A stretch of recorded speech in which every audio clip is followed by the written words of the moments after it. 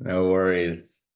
There's no rush, just always a rush. Everything is a rush. My whole life is a rush these days. Hey Christian, how's it going? Hey Brian, doing good. How are you?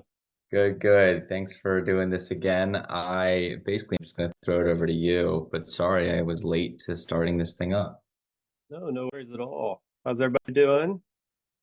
Good. Hi Good. How Tabitha. are you, Hey Christian? Laurel. We got a couple more people jumping in. Just give everybody a few minutes here. Yeah, I can ping the group too.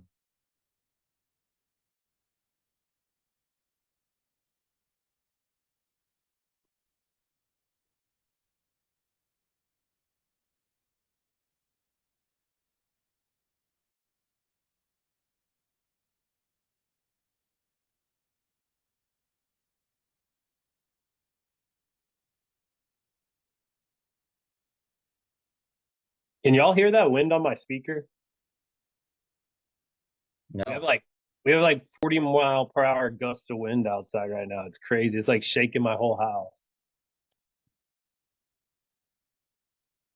that's scary. Is it storming or is it just windy? No, we've just been getting hit with these straight winds for like the last week and a half. It's like the winds coming from the west coast that are creating these storms, but they're just winds when they're hitting us right now. It's We've never had winds like this, like the at all though before. It's pretty crazy. Wow. I have lost our Zoom. Where are you?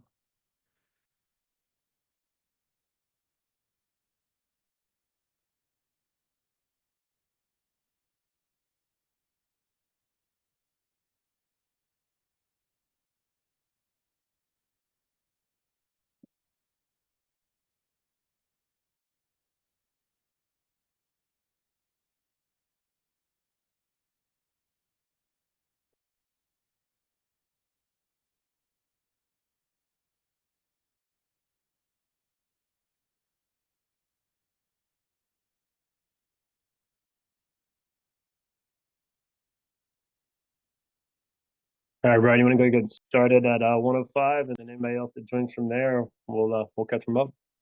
Yeah, that works. That works. I gotta do a better job of just getting the message out. Like I could do a reminder in some of these channels, maybe like an hour before. It's hard to stay on top of everything. Yeah, I think we're all running a million different directions at the same time, so I completely understand. Yeah, I did one last week, but I'd usually do one at least last night. But man, I barely made it to last night. I feel like the morning was here, you know.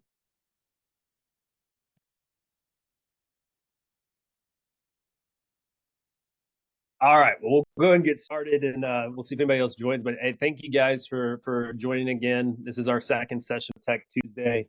If you haven't met me before, my name is Christian Brown. I'm a solo attorney that founded a firm called Coding Counsel. And basically, for the last year, I've been helping law firms and attorneys figure out how to take advantage of all this AI stuff and try to keep up with it, but do it in a compliant way where you feel secure about the way you're approaching it. So, I love Hay Council. I'm an early member of Hay Council, and that's why I'm so excited to do these every time that I can. And today's topic, we actually voted on in Slack. So this, the first two sessions, we voted on the topics. So for this time around, the community voted for Notebook LM. So we're going to take a look at that Google product, and we're going to kind of take it from the perspective of knowledge management, client alerts, and things that you can do to help augment your ability to digest a whole bunch of information in a couple of different perspectives really quickly. So I want this to be as interactive as possible. So don't hesitate to jump in if you got questions or if you want to see it do something, while we're working on it, you want to ask it a specific question, just hop in or shoot me a message and we'll take a look at it. So with that, let me share my screen and we will get started. I might need to make you. Yeah, There you go. cool.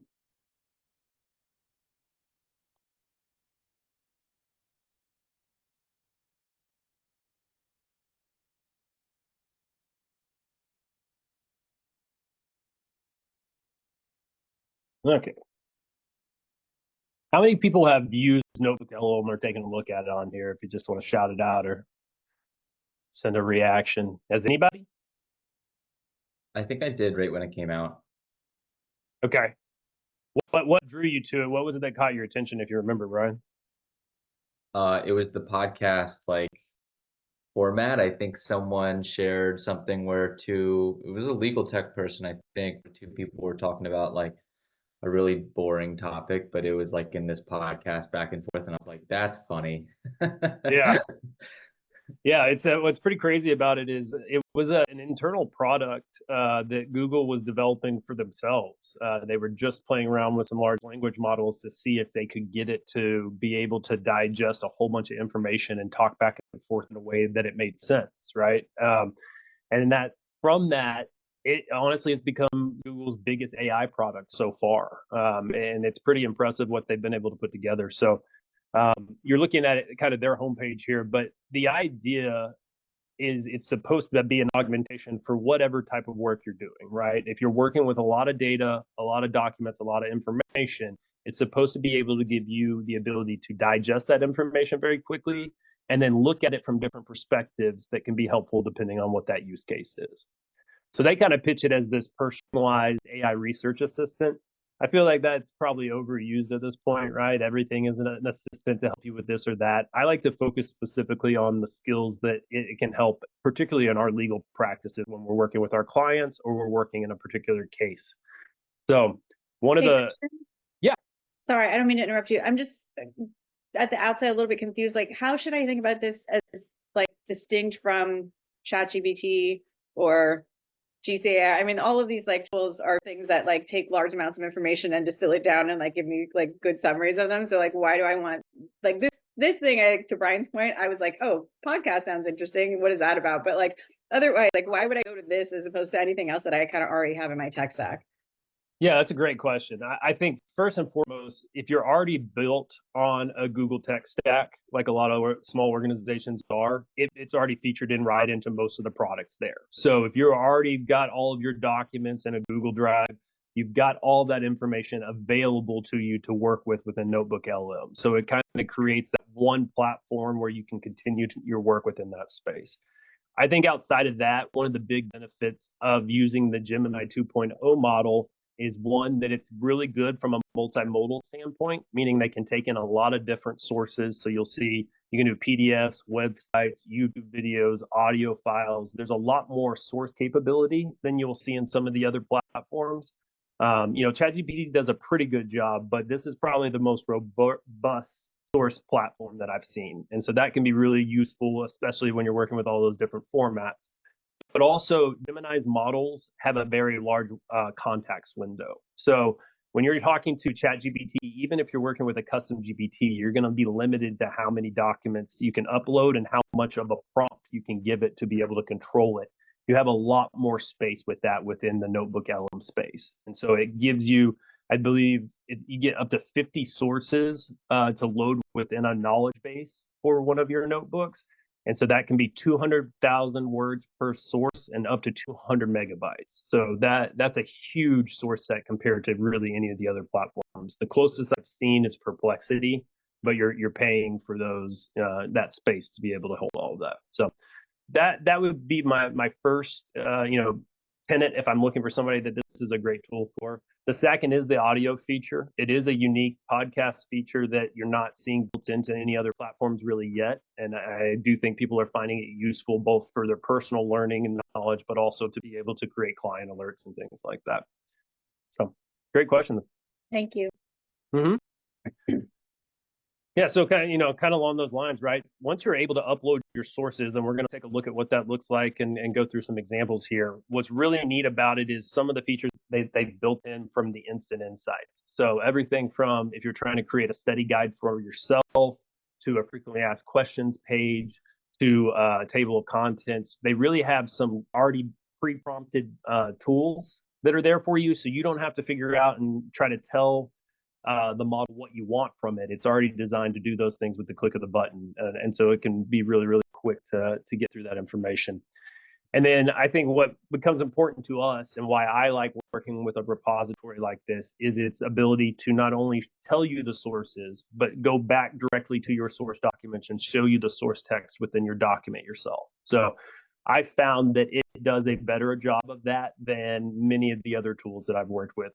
Outside of your high-end knowledge management tools or your contract lifecycle management tools, this does a really good job of indexing your documents and your sources and citing back to them. So with all of those things together and then rolling it into the audio feature, I think that's really what makes it stand out.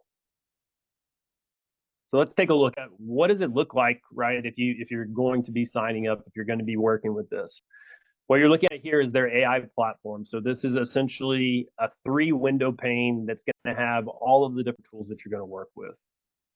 On the left side, you have the ability to add your sources. So like I said, you can add up to 50 sources is the limit. You can take them from anywhere. So any type of file of these supported files from your computer directly. If it's in a Google Drive, you can pull it from there. You can directly scrape websites and YouTube, or if you just want to use text, or if you're using another tool and you're copying and pasting text, you're able to drop that in as well. All of those are going to go, once they're loaded, into your source file. And then from there, you have 2 main interactions with it. You have this chat function here in the middle. So all of the documents or sources that you add on this left side become the grounding or knowledge base for this chat function here. So while this is driven by Gemini's 2.0 model, it's going to be grounded in all of your source documents and use them as the initial source of information and cite back to those sources when you're asking it questions.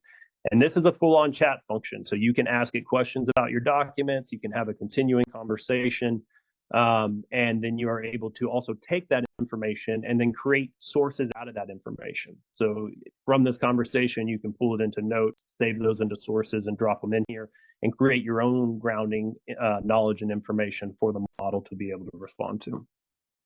And then on the right are all of the studio features that are going to give you some of those quick insights. You've got the audio feature, so this will create a podcast. We'll look at how you can kind of control that and what the output of that looks like.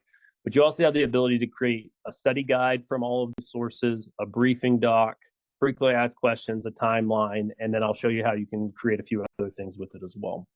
But that's generally what you're looking at, right? So for every time you create yeah, go ahead, Tabitha. Sorry, on the sources, for when you paste in links, will it automatically also go to all of the hyperlinks that are in that page, or is it only that static page? And I should think about, like, if there are sort of embedded links within that page, I also need to include those as separate URLs. Yeah, it's an individual URL pool for this. It's not a bulk URL pool.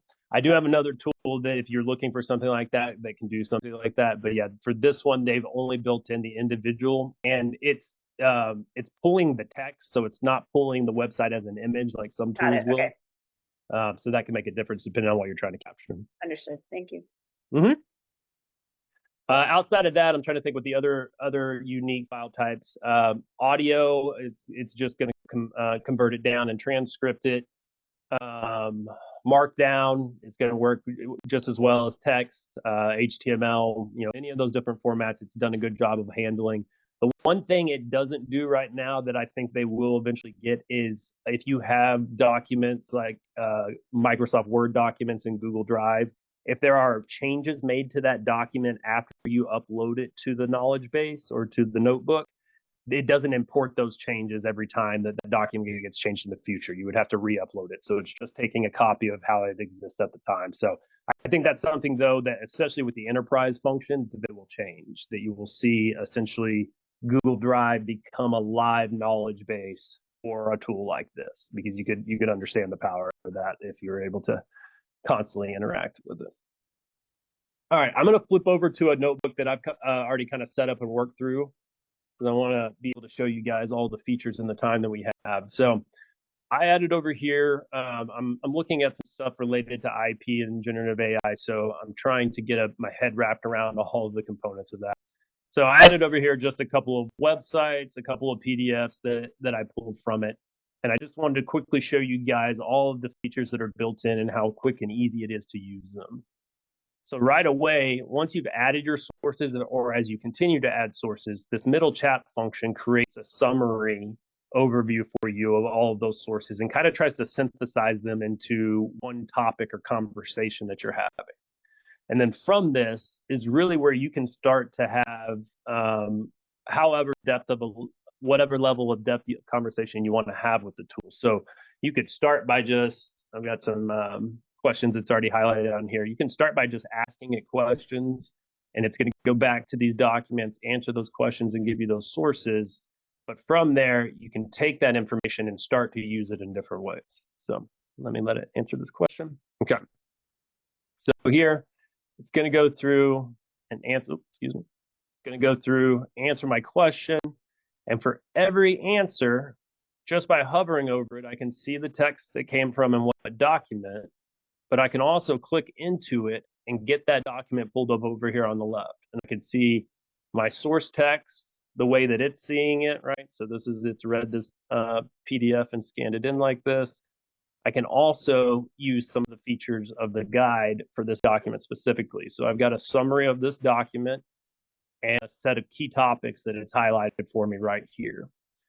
And that is for every citation that you see in any response it gets back. And that's one of the features that I really like about this, especially if you think about using it for deposition testimony review or something like that, or if you're comparing contracts and you're asking it to take two contracts and do some type of analysis, you're able to go to these source guides really, really quickly. And I find that very useful.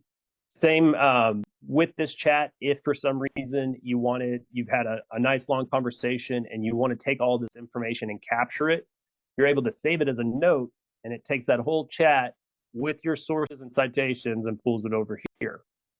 Now you've got your own running notes from this conversation that you're able to keep, but also you can take one of these and convert it to a source. So now if I want this to be a key document going forward and factored into the rest of this analysis, it pulls it back into my sources, and now it's in consideration for my chat going forward. So this is where yeah. Is should I understand the source panel here on the left, is that sort of the universe of things that it is, like when I ask it questions, it is going to only pull from those things, or these are things that I want it to focus on in addition to all the other things that it knows from like being out in the world and having a LLM behind it? Like, is it only these things, or it's like these things plus stuff it already knows? It's grounding in only these things when it's responding to you. And that's why it's got to have the citations built into it. Yeah. Okay.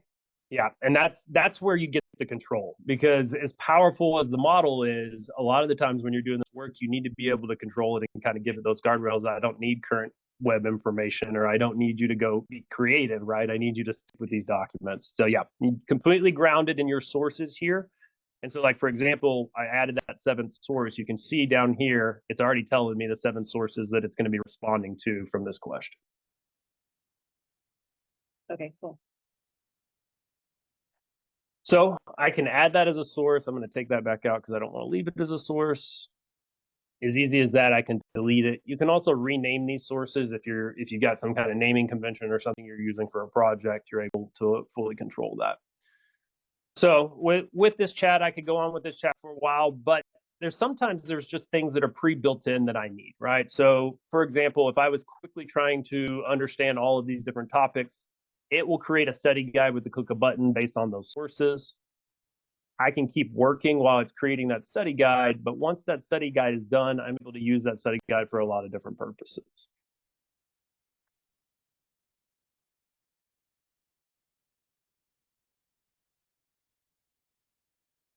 All right.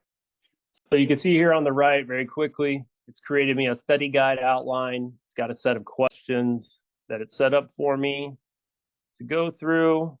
Goes through all the different topics that was outlined before. Even has a little quiz with an answer key at the end.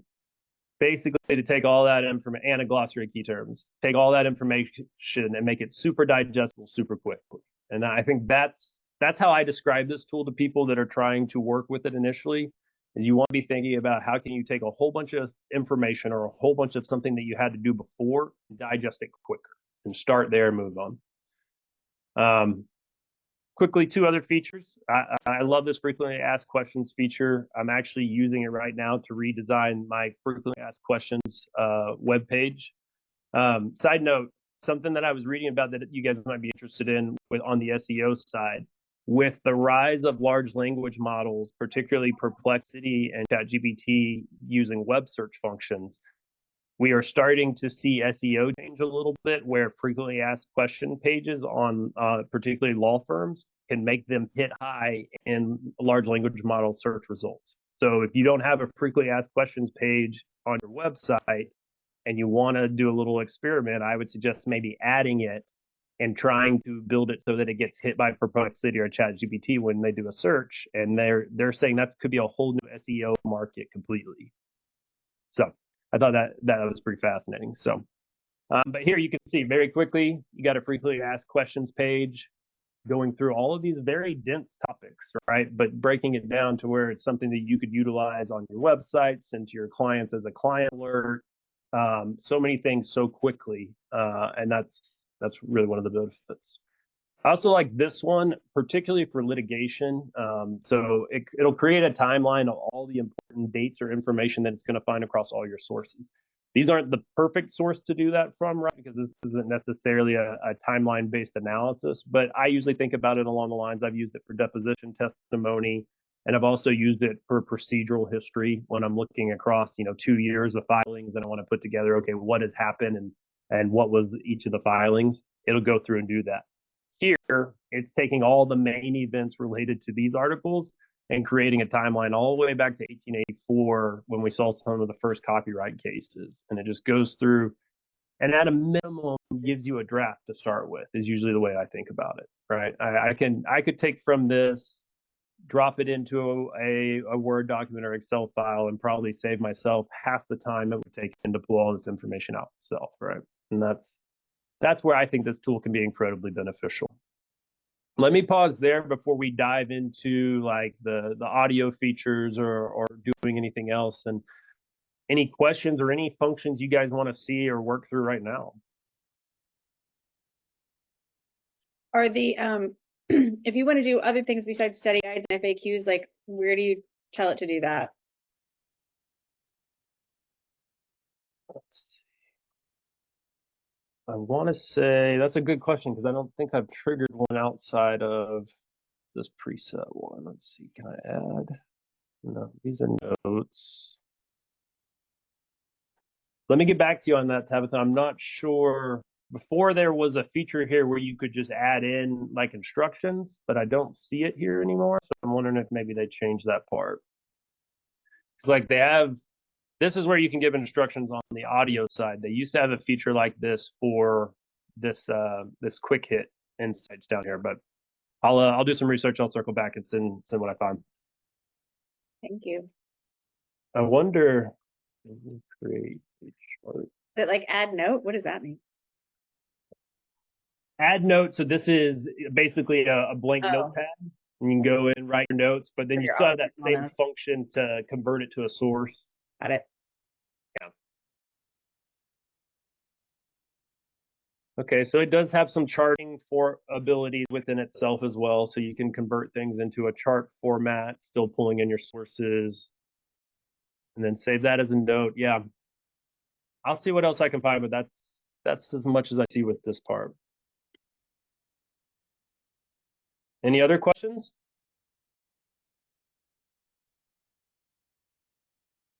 A couple things I want to show you. So, all right, talking a little bit about data protection and privacy. Really, there's two groupings. So if you are working in a Google Workspace, then you are going to have the same protections of privacy that you would have in that normal workspace. I'll send out the same chart that we did last time for ChatGPT. I'll send the same thing out for the Gemini tools after this so that you guys will have it. But if you're working in a Google Workspace or you're in a Google Gemini Enterprise, then you're going to have all the protections that you would expect to have with any enterprise level. If you're using it on a personal basis, as long as you're not using the free version and you're using the more advanced, you're going to have a certain level of protections you can see here that pretty much overlap with the higher levels. So my recommendation is always for our clients to be using it at the workspace level if you're doing legal work within it. But if you're paying $20 a month right now for Gemini Advanced, then you have access to these notebook LM features as well. The other thing is there is a Notebook LM Plus. So with just the basic Notebook LM and Gemini account, you get all of these features. If you're looking for the Plus, you're really worried about one, being able to not hit limits. So there are some limits to how many chats you can do, how many documents and notebooks you can create. If you need more than that, that's what this Plus account is for. And then also if you're sharing notebooks between team members, that's really where this becomes very, very useful. We've got businesses that are building whole knowledge bases, but they're sharing it across, a team of 20 people and everybody's contributing. So you get set up in this notebook LM Plus, and it gives you a lot more control over individual users and privacy and everything like that. Is it crazy expensive? No, let me show you the prices.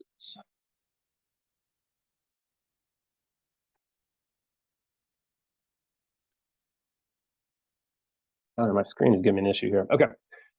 So for the Gemini Business add-on is $20 a month with no annual commitment. For enterprise, and they've got a little bit of variability depending on if you're signing up annually or by the month. But for enterprise, it can be as low as 30 per month with an annual commitment. And I think it goes up to maybe like 35 or 36 if you're doing it monthly, something like that. So it's reasonable. It's in line with the other platforms. Like I said in the beginning, if you're already very Google focused from a workspace standpoint, it makes a whole lot of sense if you're looking at other tools. I just think as powerful and as big a fan as I am of ChatGPT, and I use it a lot for my stuff, I have slept on Gemini a little bit, and they've caught up from a model perspective, and I think they're accelerating from a user experience perspective, and that is making a big difference. And I think this AI Studio is a good example of that. And I think if you start to think about how then that gets rolled into other pieces of products that they have today, then you can see I think they've got a strategy. It's just a much longer, slower strategy than everybody else. But right now, for 20, 30 bucks a month, there's just a lot of utility that you can have here, especially if you're, some users just aren't finding the utility with ChatGPT because they're not working with it from the same perspective, right? Maybe people that do a lot of data analysis or a lot of image creation enjoy using ChatGPT for those purposes. But if you're just doing a lot of creating guides and trying to understand information, this might be a better setup for you because it really is more focused on you and your knowledge and then what you're going to do with that information. I think if you're trying to do more powerful things, if you're trying to get into logic and reasoning, then yeah, I mean, ChatGPT is going to be superior for those purposes. And it's one of the toughest things that I think people are dealing with right now is there are so many tools and some of the tools are becoming so good at different purposes, but now you've got so many you've got to kind of jump between. And this is an example of a UX that I think is bringing that stuff together, at least within their kind of world of all the Google products. And I'm hoping we'll see more migration with other tools as well. You would consider this to be sort of a swap out for ChatGPT. Like if I'm paying 25 or 30 bucks a month, whatever I'm paying for ChatGPT, you would consider that a swap out for Gemini. I should think about swapping those two things. That's the comparison I would be doing for sure. Yeah. So I think the difference here, the biggest differentiator I've seen at least is custom GPTs. If you're building your own custom GPTs or you're working with a lot of custom GPTs that you've built in ChatGPT, you can't really replicate that here yet. You can't really bring that over. But what you can do is if you were doing it to be your knowledge base or kind of your backstop of all your knowledge, now you have something that has a much bigger window to be able to do that. And honestly, I just think it does a better job. I use ChatGPT right now to help me with drafting stuff because their Canva feature is superior to the other drafting features of all the other tools. But it's not the best writer. It's not. It definitely takes me doing more editing there than it would in some of the other tools I work with. So it is it is one of those things that you find the tool, I think, that covers 60, 70, 80% of what you're doing. And if you found that tool and it's ChatGPT, I think that's okay. I don't think that's a problem. But I think I definitely would be looking more at some of the other tools more than you would have in the past. I think it was easy to say, okay, I'm going to use ChatGPT, or oh, okay, I'm working, with Meta's model because it's open source, whatever the case may be. Now we're starting to see all these other user experiences start to catch up, and I think it's one of the things that was missing is as powerful as it can be when you don't know which model to pick or you've got to use 13 buttons to get there. People just get turned off, and so this is something that I see less people get turned off by this. I see people see it, they see the utility, they think they can do it themselves on the first or second try, and then that just kind of builds from there. I know we've got about 13 more minutes. Happy to answer any other questions, or else we'll do a quick version of the audio. I'll have it create that. We'll give it some instructions, and then I'll send out the link for everybody at the end, and you guys can take a listen and give me some feedback. I think everybody's waiting for the podcast. All right, let's get to the podcast. Okay, so some of the features, right? You can steer it now. So with any LLM when you're prompting it, right? If you want to give it a specific role, if you want to give it a specific tone, if you want to give it a specific audience, all of those things are going to help formulate how it's going to create the transcript that it's going to read back to you. So since we were doing generative AI and IP law, I'm going to say target audience is attorneys that don't know IP law. Let's multiple.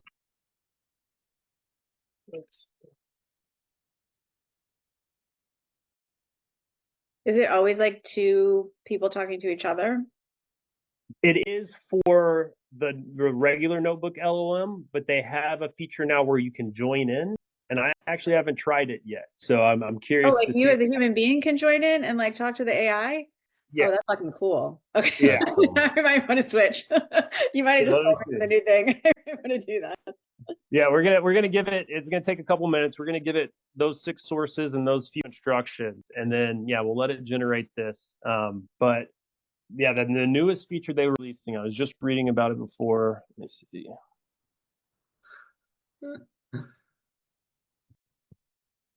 Okay, yeah, here we go. So this new join and interact with the audio is really interesting. I like I said, I have not tried it yet, so I'll be curious to see. I think I might have to clear the decks for the rest of my day. That sounds amazing. Do that.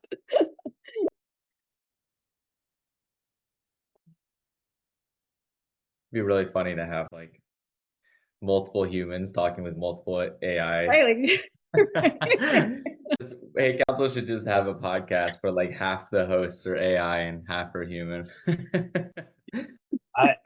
I've really thought about setting it up where it does just create a conversation every week, but I can't. I'm still trying to get past just a little bit of freakiness of it. Like I probably listen to one of these a week that I create for myself to just like learn a bunch of different things that I've thrown in together.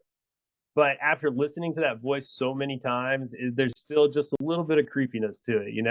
There's a little bit of unhumanness to it that just I can't get past. I can't imagine just subjecting people to it all the time.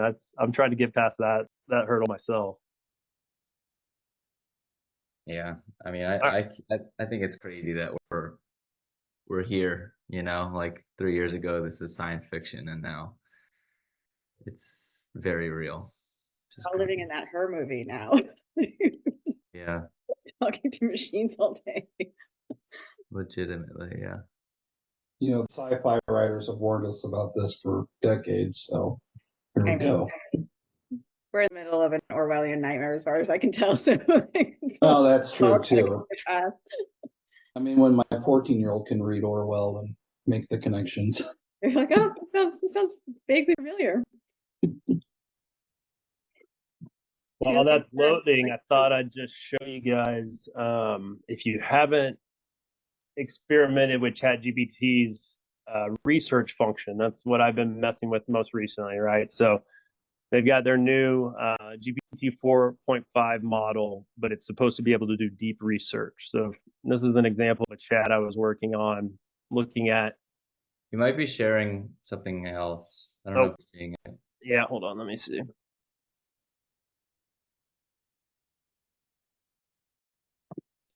I did use the Gemini. Wait, maybe I used deep research on ChatGPT maybe, I don't know, 2 weeks ago for something totally unrelated.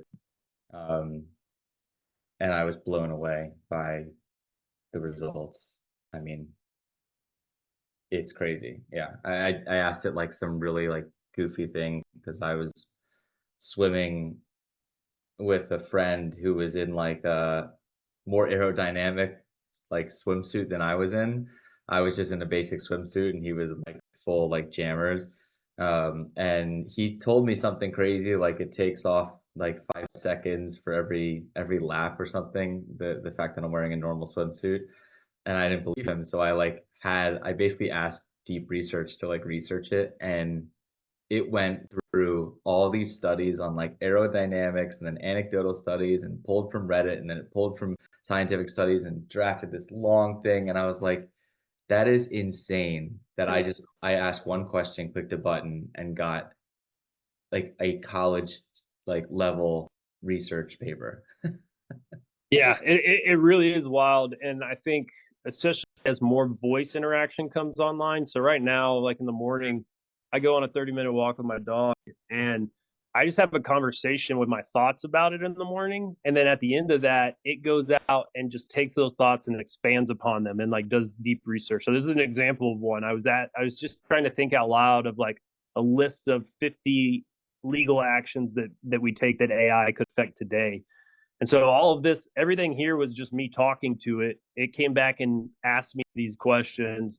I just responded back by voice, and it did 25 minutes of research for me and went through and looked at 27 different sources and then created the chart and cites all of the sources. And it did this. Once I closed it down, I didn't look at it again until I finished my walk, and I got back to my desk, and it was just there. Wait, how are you talking to it when you're walking around? So if you're on your phone, you have at the bottom right, like on your keyboard, there's a little microphone button. If you push that, the Siri text to ChatGPT is perfect.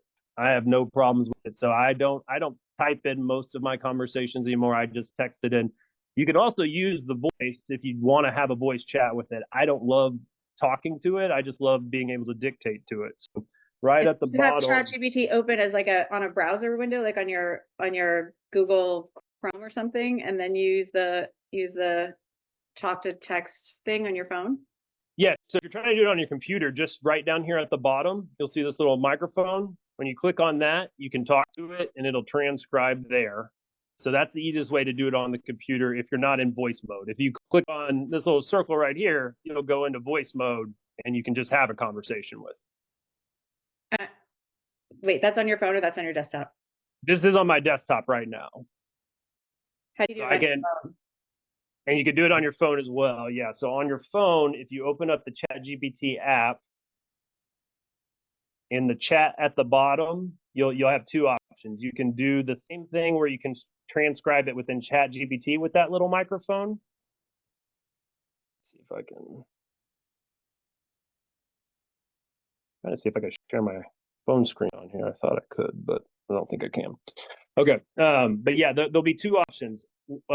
When you click into the message ChatGPT, you'll see a tiny microphone right there at the message ChatGPT. That's if you're just going to transcribe it. But on your keyboard, like you would be writing your normal message, you should see a microphone in the bottom right corner. If you click on that, that will directly transcribe into your ChatGPT app.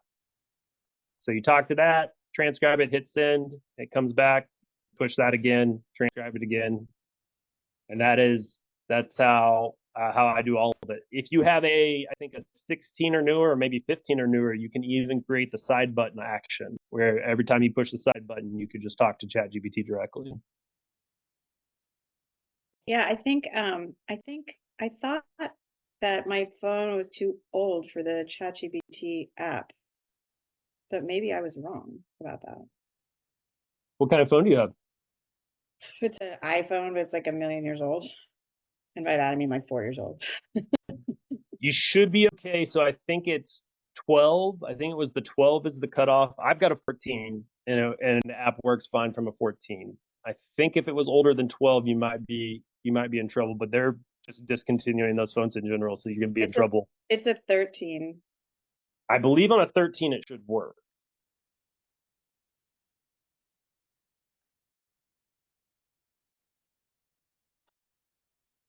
Okay, you might have just like completely like changed my whole life today. So I want to say thank you for that. Well, that's definitely what we're going for. All right. I know we've got just a couple of minutes, but it does look like the audio cast or the audio podcast is done here. So it created a 20-minute podcast. I'll send this link out to everybody here so we can listen to it. But what I want to show you real quickly is there is this interactive mode beta that's right here. So when I click on that, and I have never done this before, so I have no idea what. I think again we might be seeing a different screen. I think we're still stuck on deep research. I hate how it doesn't share that whole screen. Okay, let me go back. This one. Okay. See it now? Yep. Okay. So here's the audio podcast. All you got to do is click play and it'll start playing, but it has this interactive mode beta here. And when I click into that, it looks like, I don't know if I can do it live or not. So if I click. Legal Eagles, get ready for today's deep dive. This one's for all you attorneys out there who, our listeners got something to share. Let's hear it. Hi, what's going on? Hey there, glad you could join us. We're just getting started on a fascinating topic, We're diving deep into the world of generative AI. and specifically how it's shaking up copyright law. It's a really complex and rapidly evolving area. So we're here to unpack it all for you. Think of it as your oh yeah. Uh-huh. Wait, can you give us an overview again? I want to try to understand the topic a little better.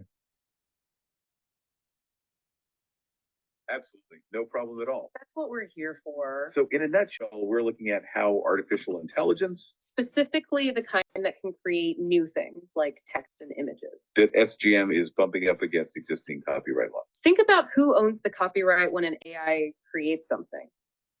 Or if using copyrighted material to train an AI is fair game. It raises a lot of interesting and complicated questions. We're trying to unpack those legal puzzles for you. Okay, that's pretty crazy that you could just hop in and they just pick up your question and keep going. That's a new feature for me, yeah. So as much as the ChatGPT app may have changed your world, I feel like I've got a whole new world to explore with this.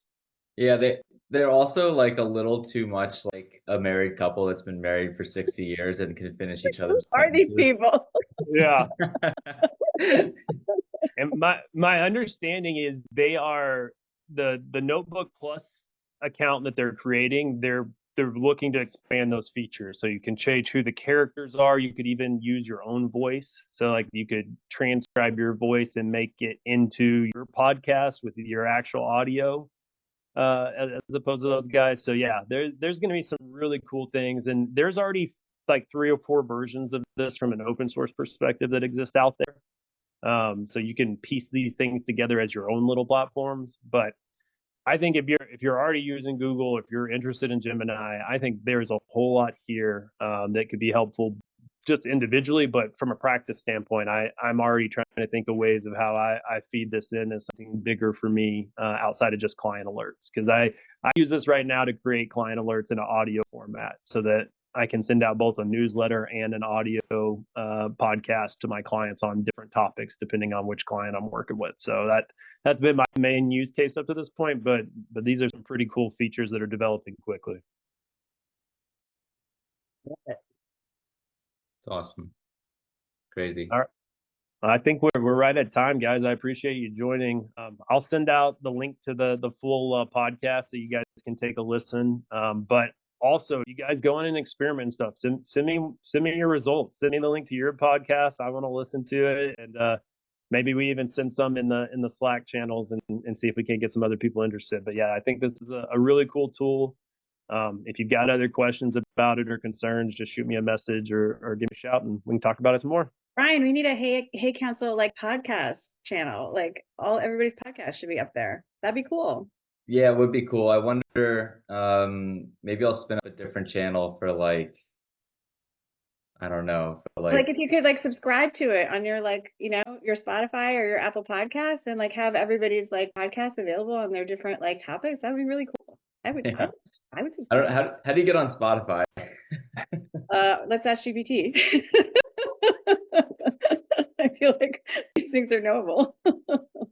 Yeah, it's crazy. I mean, almost it becomes a situation where there's like an oversaturation of content, right? Like if anyone can produce a podcast in a prompt using a paragraph prompt, then we're just swimming in a sea of content. And like, Yeah.